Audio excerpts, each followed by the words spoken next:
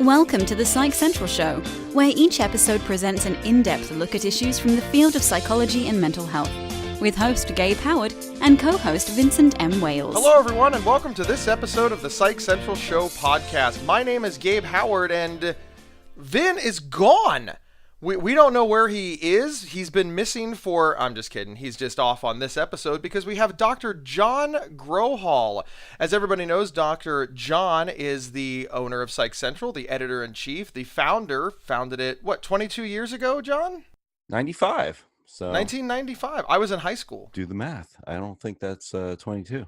I don't know. I do know that I was in high school and you were starting this website, and all these years later, you get stuck with me. So that's pretty cool. I wouldn't say stuck, but yeah.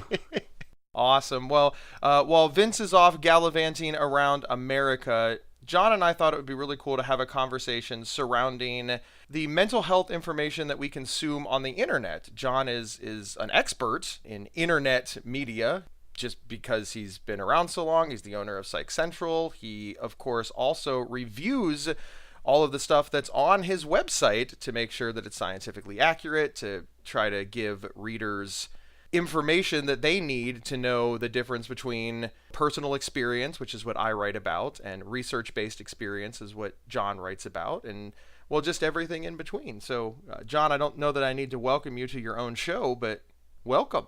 It's not my show, but I appreciate being here. Thank you. Oh, you're welcome. Hey, it has your name on it. I mean, it's the Psych Central Show Sure. with Gabe and Vince. And we kicked Vince off for you. So, no, I'm just kidding. Great to be here. John, you write from a scientific standpoint, and that has some basic rules.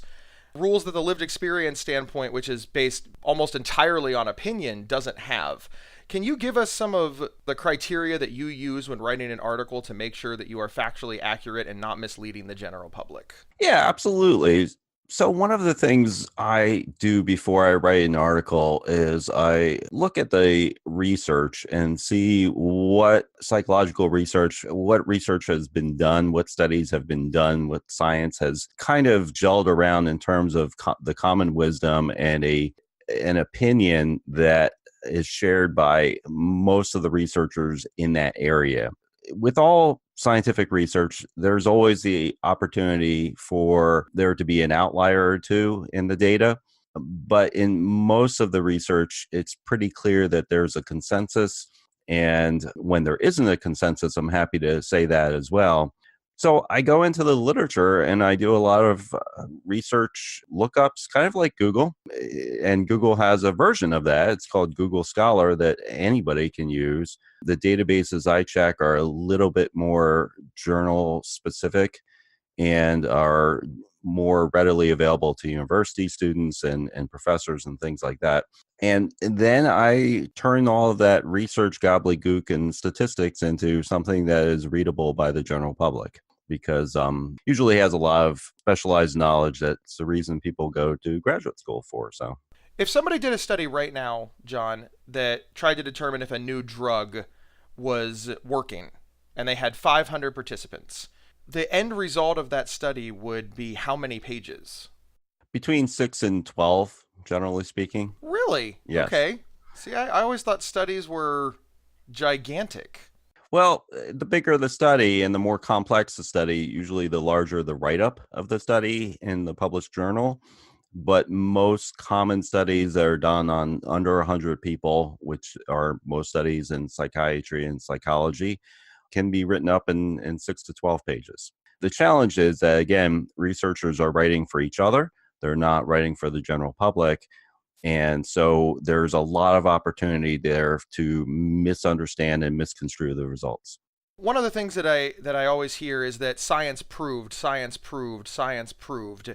Science doesn't prove anything, right? Science looks at something and figures out that this is true with the knowledge that we have today. You know, for example, it's not uncommon for science to also disprove something that somebody thinks that science already proved. And the example that I always use is eggs. You know, depending on which era of history, eggs are either completely healthy for you or eggs are the worst thing that you can consume. And as we find new data and we understand more about nutrition, there's sort of like warring research on it. Yes, there is. And research is even more nuanced than what you've just said. It actually doesn't prove or disprove anything. What it actually does is say the chances of this being true are so much greater than it not being true given the data that we've looked at. There are so many different ways that you can manipulate the data, though, and that's what most people don't understand because they aren't researchers, right?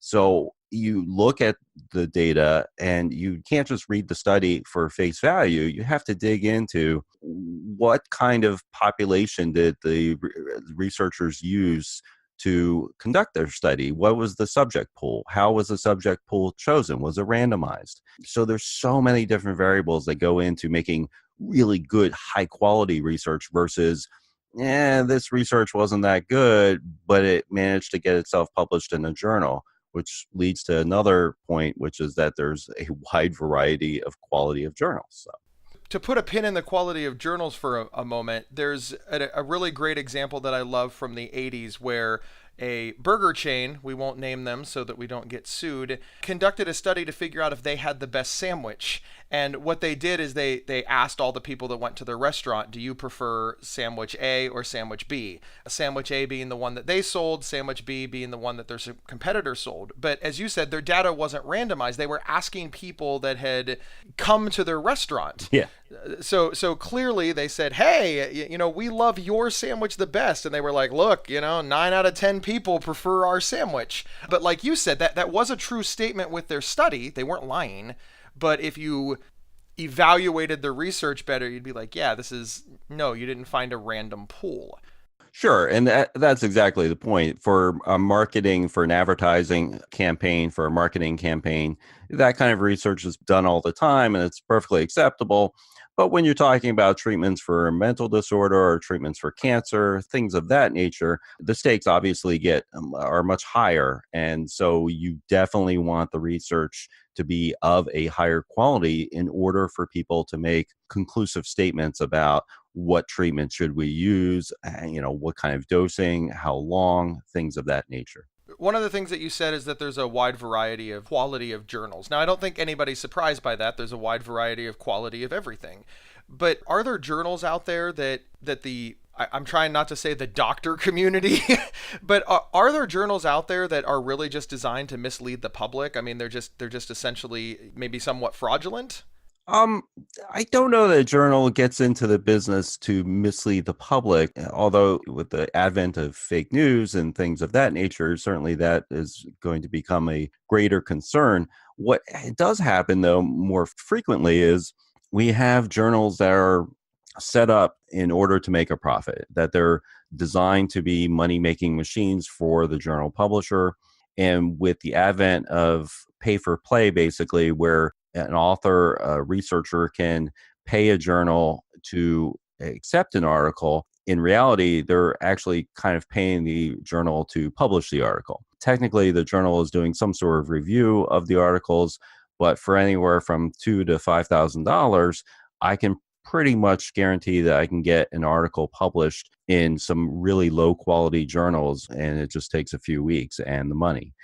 So that's the increasing problem in academia. And the only clear answer, the only clear response to that problem is to be familiar with the reputation of each journal. And because there are literally thousands of journals out there, that can be very challenging.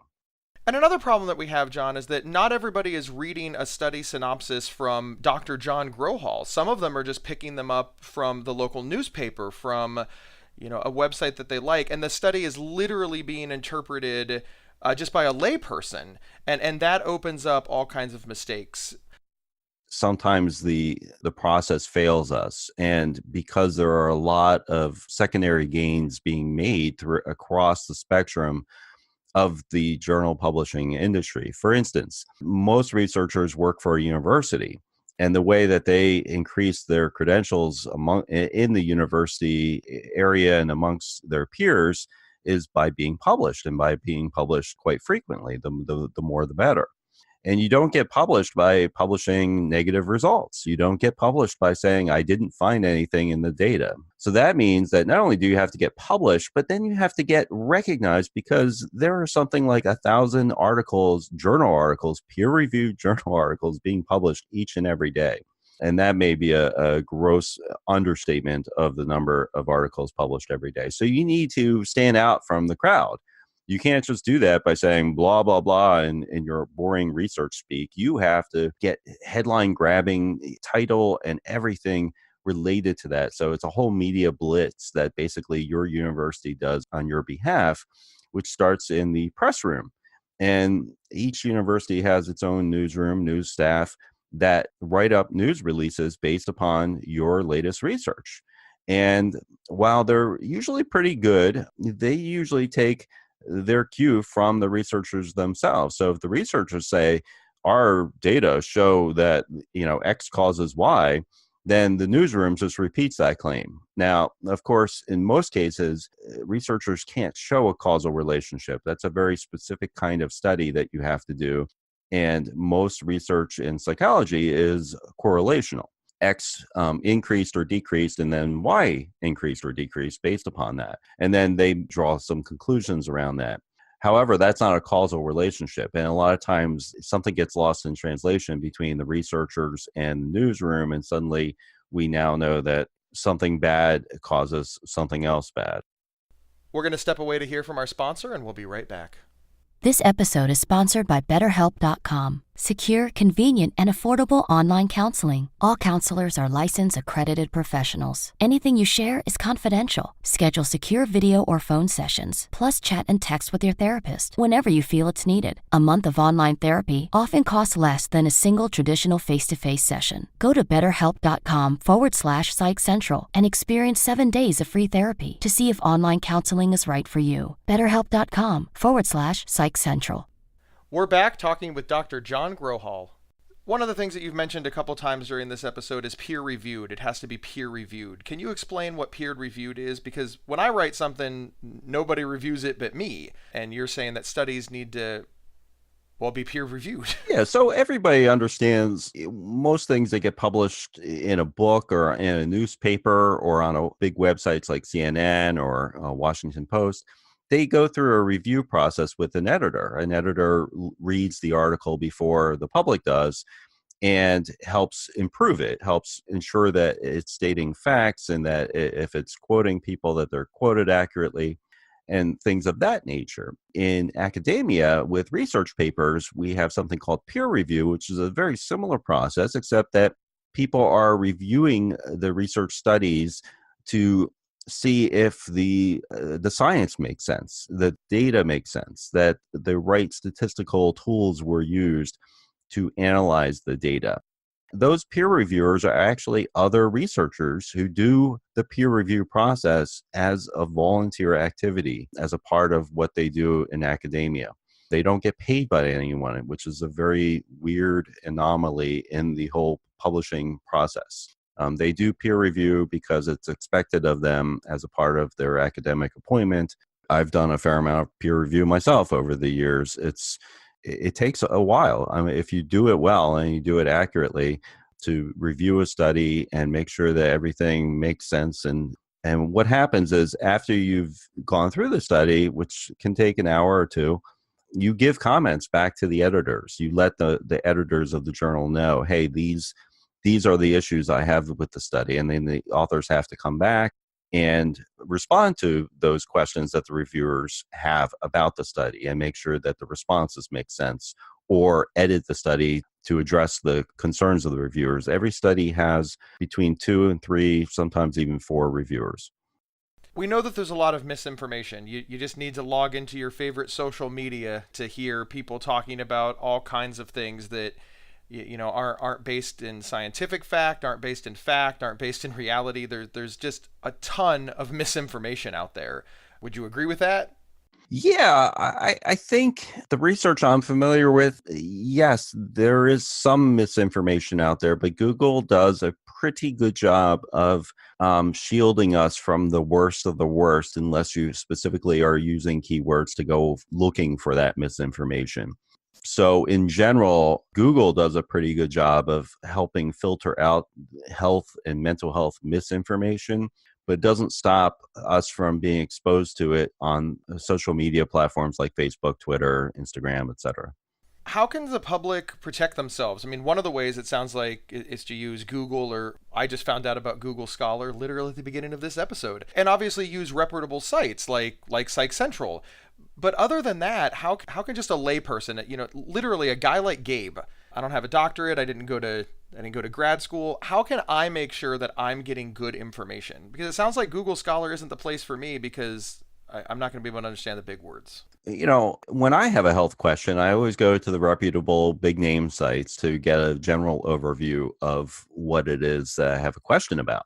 So I'm looking on the name brand websites. I'm looking at government resources that the federal government produces. Now, the only problem with government resources that I've discovered over the past two and a half decades of doing this is that they don't tend to update their resources nearly as frequently as people who are in the business of providing up-to-date health and mental health information. So with that in mind, when you look at a government resource about information about treatment of depression, treatment of bipolar disorder, things of that nature, you have to be aware that sometimes that information may be a few years out of date. Things don't change all that much in mental health treatment. They do change more with general health kinds of concerns. I stay away from personal accounts and people's individual stories when I'm just trying to get the foundation of understanding what it is I'm dealing with or a loved one is dealing with. I may be interested in those personal accounts later on as I feel like I have a better understanding, a solid footing to understand the condition. But that's where I think a lot of the misinformation sometimes comes from, because people talk from their own personal experience, which is fantastic. It's really valuable. Cannot say that enough. However, a person's personal experience may not generalize to you and your needs and your specific treatment, because of the condition comes to you in a different way. You have different symptoms. You are experiencing the condition in a different manner than that other person. First off, I want to thank you for allowing the lived experience, the personal experience on Psych Central, and I know how much value you see in it. So somebody, maybe not familiar with Psych Central or Dr. John Grohol might think that you're kind of pushing down the personal experience. And I know personally, because that's all I have. I write about my lived experience. So thank you for understanding the value in that. And also thank you for helping on the site to put it in its place. That's how I got started in doing this, is that I was in a group, a support group for people who were grappling with depression. And I saw the value of people sharing their experiences, and it helped me too at the time. And it was very important. So I've always taken that to heart and taken it with me in my own journey to help when people need to understand what a mental health concern entails, that it includes learning about different people's personal experiences with that disorder. It's so important. As longtime listeners of the show know, I do a lot of speaking and writing about living with bipolar disorder. And one of the things that I always try to say is, if you've never met anybody with bipolar disorder, you now have a better understanding because you've met me. But it still means you've only met one person with bipolar disorder. We're not all the same. And one of the number one questions that I get asked is, what's your medication? What medication do you take? And they want to take that medication, write it down, and give it to the person that they're worried about. And this is one of the reasons that I never share my medication, because I see the danger in that. I appreciate that you love the lived experience, and I think it's also important to say that, lived experience has its place and it has its value. You've got to read it sort of with a critical eye and make sure that you understand the difference between that person's opinion and that person's fact. Would you say that the same is true? I mean, are doctors always right? Are doctors ever misleading us? I mean, how did we get supplements, for example? Well, yeah. So doctors are also trying to make a living, right? And sometimes some of them, I would argue a small minority of them, go down a path of products and services that they're trying to supplement their income with. And I don't find them very compelling. And the evidence certainly is very rarely compelling in the research on things like supplements and whatnot. And unfortunately, there's really no way, there's no database of bad doctors. There's no database of shysters and other people who are looking to take advantage of people who are vulnerable. And I think in mental health, more than anywhere, you have a lot of people who are vulnerable and open to a quick cure idea, or hey, just read this brochure or book that I wrote that's $10 and it might have some value to people. Don't get me wrong. I think if you get value from a book, and a self-help book, certainly, or even supplements to some extent, fine. But understand that some of that value, especially with supplements, is probably coming from placebo effect. And can you explain what placebo effect is, John? Placebo's effect is when researchers are studying a new medicine and they're trying to understand, hey, is the medicine what's causing improvement in treatment in their symptoms, or is it just the fact that we're paying this person more attention, that we're giving them a pill, and just the idea of, hey, I'm getting this pill and it has some sort of active ingredient in it that's going to help my symptoms, that in itself is a very powerful, persuasive suggestion. And so medical researchers decided, hey, one way to help balance out the impact of people getting a pill, one with active treatment, is to give another group of people a pill that's just a sugar pill. It doesn't have any active ingredients in it. And that way, both groups are getting the same amount of attention from the researchers. They both feel like they're taking a pill and it's going to help them. And because of that, they can now study, whether it's the actual active ingredient in the pill that's causing the reduction in symptoms, or whether it's something else. So we use that, researchers use that term placebo effect to describe benefits that people might enjoy from any kind of treatment that hasn't been scientifically proven. So the supplement, for instance, you might feel like, oh, I take the supplement every day and it improves my mood. That's great. More power to you, but it may not be because of an active ingredient that in that supplement. It just may be the act of you taking that pill.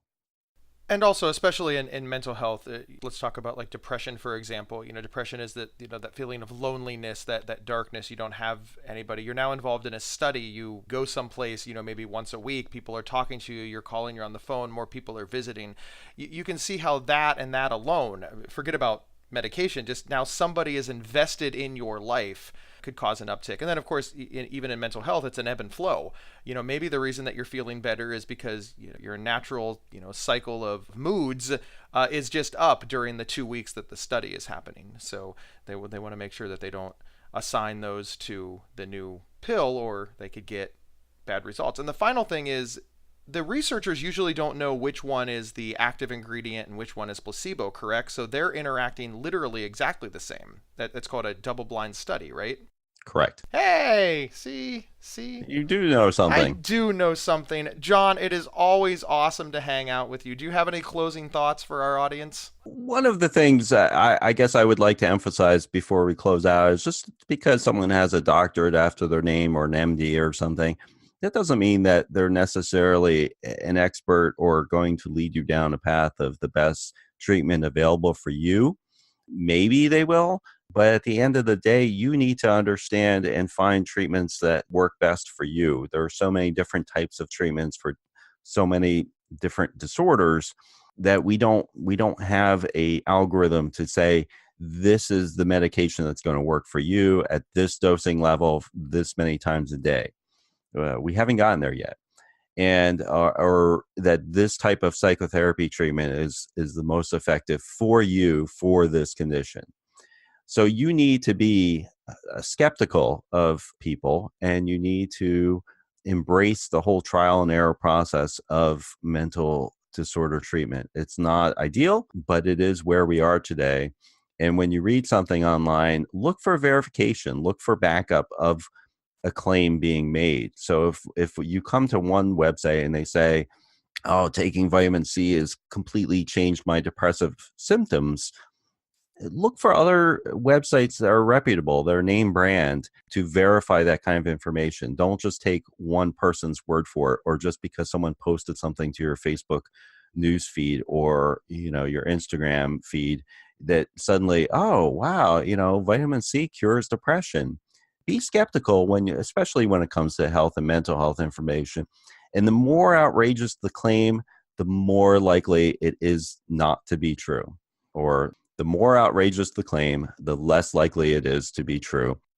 I know that a lot of people out there feel that they can't question their doctors, and you believe in participatory medicine. In fact, you helped found the Society for Participatory Medicine. And that doesn't mean that the doctor tells you what to do or that you tell the doctor what to do. It means that the patient and the doctor work together to design treatments that work best for both. I like that society, but as somebody living with bipolar disorder, I like that because my medical team has to get the information from me. They can't do a blood test. They have to listen to Gabe and design it. And then when I leave, I have to follow it. It's not like surgery where they're just knocking me out and doing whatever they want. I have to be involved. So absolutely. Treatment should be a partnership between the professional who's providing the treatment and the patient or a client. And it needs to be, as much as possible, an equal partnership, that you're developing a treatment plan cooperatively together, and that you decide on what are the goals of treatment, what are the outcomes, when can we decide that treatment should be over because I've reached my goals as a patient. So I think all of those things are super important and definitely result in people more engaged in treatment and enjoying probably better outcomes from treatment. John, it is always cool hanging out with you. Thanks for playing in our sandbox. Always a pleasure to stop by. All right, and thank you everyone for tuning in. And remember, you can get 1 week of free, convenient, affordable, private online counseling anytime, anywhere, simply by visiting betterhelp.com/psychcentral. We will see everybody next week. Thank you for listening to the Psych Central Show. Please rate, review, and subscribe on iTunes or wherever you found this podcast. We encourage you to share our show on social media and with friends and family. Previous episodes can be found at psychcentral.com/show. Psychcentral.com is the internet's oldest and largest independent mental health website. Psych Central is overseen by Dr. John Grohol, a mental health expert and one of the pioneering leaders in online mental health. Our host, Gabe Howard, is an award-winning writer and speaker who travels nationally. You can find more information on Gabe at gabehoward.com. Our co-host, Vincent M. Wales, is a trained suicide prevention crisis counselor and author of several award-winning speculative fiction novels. You can learn more about Vincent at vincentmwales.com. If you have feedback about the show, please email talkback@psychcentral.com.